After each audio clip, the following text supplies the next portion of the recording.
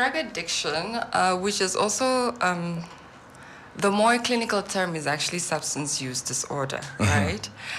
So that is a mental health condition that actually affects a person's brain and their behavior. 99 FM, this is your inspiration station. It is Skrypt in the afternoon, and if you are just joining me, it's MYD Heart, and it is my absolute pleasure to welcome my guest this afternoon. Features clinical psychologist Gisela Kalipi from the Gameno Rehabilitation and Resource Center in Windhoek. And as we discuss a chronic disease known as addiction, and I was just saying off air, it's something we can all relate to either personally or vicariously. So I thought this conversation is very, very, very important to have, and as well as just the treatment and the rehabilitation options available for people who have fallen victim to drugs and alcohol. So firstly, I'd like to welcome Gisela to 99 FM. Thank you for having me. It is my absolute pleasure.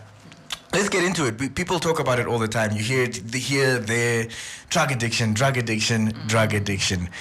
Let's define it. What is, or briefly rather, describe a drug addiction? All right. Drug addiction, which is also the more clinical term is actually substance use disorder, right? So that is a mental health condition that actually affects a person's brain and their behavior. So it actually causes one to lose control over their substance use intake. So when we're talking about substances, as it's used clinically, we're talking about your illicit and illicit drugs. So anything from prescription medication, alcohol, marijuana, and then also caffeine, cigarettes. Those are more of your legal drugs, right? But they also fall into that category. So these are substances that we basically use, or we start using as a way to experiment when we're maybe much younger, in our adolescent or in childhood years. But then what happens is that we create this dependency. So that is, we start using them even though it starts to affect us negatively. It starts to impair important areas of our lives. It starts to cause financial problems. It starts to cause social problems, familial problems, relationships, work, So, and then, that's an indication that there's some kind of dependency, because you start to crave it. You start to feel that you cannot do without it. So then that's when you've actually reached a stage of dependency, when you start to take the more and more of the substance, also in order for you to get that desired effect, that you have actually reached addiction. Yeah. Now, within the description of, I guess, the substance abuse, some of the things that are day to day, people grab quick coffees here and there, and some people might not know that it is something that they can pick up as far as addiction is concerned. What would some physical, I guess, signs be of abuse or addiction in this case? Well, the physical signs are definitely there, and there are also psychological ones as well. But some of the physical signs can be that apart from the very obvious, that a person will start to experience some kind of health problems, right? But then, like I mentioned earlier, that that substances also they affect the brain structure. So then it affects your ability to make decisions, your ability to make judgment, your ability to perceive things in the most appropriate manner. So those can be some of the more physical consequences in terms of the brain structure. But then you can also have psychological effects, and when you start to suffer from, let's say, withdrawal symptoms, right? So that is, you feel like you're basically going to die if you don't take this substance, like alcohol. Some people even call it an eye opener in the morning. Yeah. Yeah, it gets to that. It gets to that point where you feel like you need to have that little fix in the morning so that you're actually able to function. That is already an indication of dependency. Or if you can't socialize without consuming it. And exactly.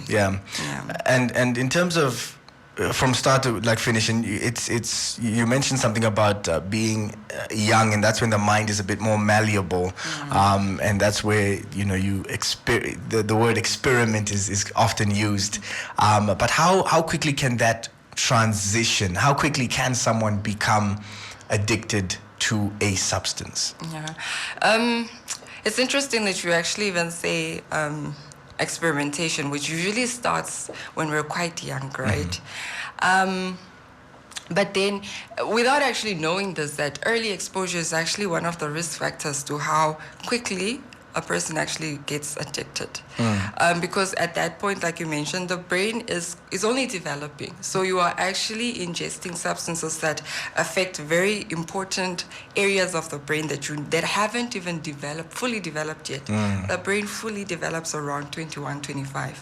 So imagine you are ingesting all of these things that are actually causing a lot of damage. But then also, how quickly one gets addicted, it depends on a lot of things. So it depends on the type of drug that you're taking. For example, opiates, such as your prescription medication, there's a possibility that you can become addicted quite quickly. Also because those are some of the substances that we take and we're not aware that they're actually causing harm, or that we can become quite addicted to them. So it's a type of substance, and how the route of administration. So are you injecting? Are you snorting? Are you drinking? And it's the combination of all of that, including the frequency, and then of course the amount.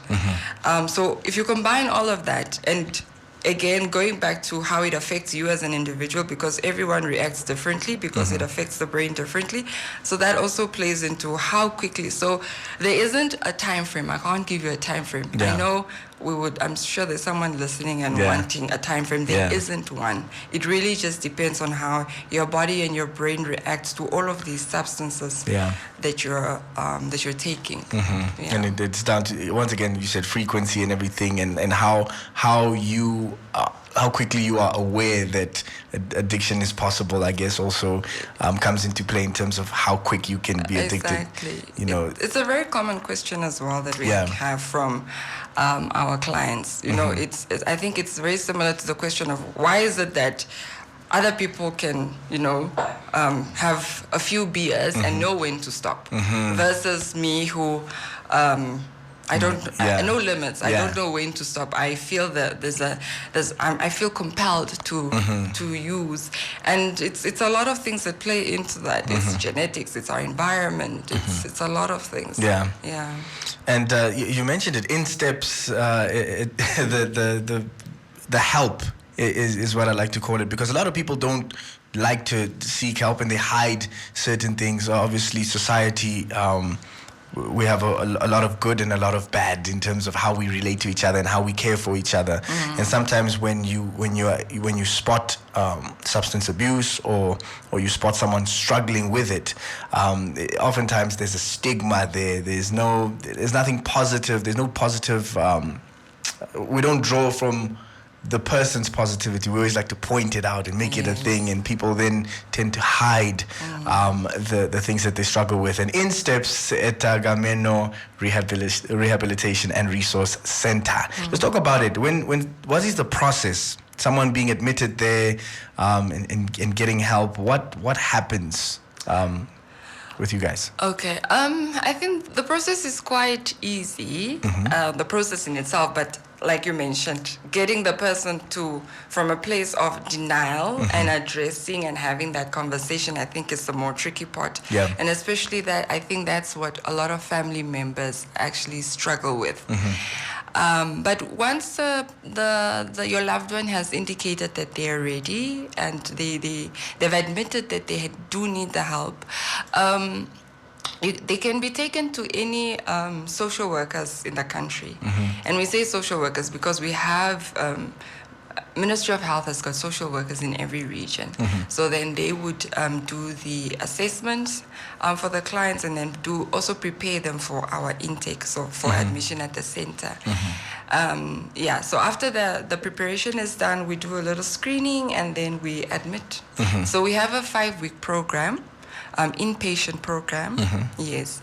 So we have a 5-week program, and then we work with a multidisciplinary team. So that is ranging from psychologists, social workers, nurses.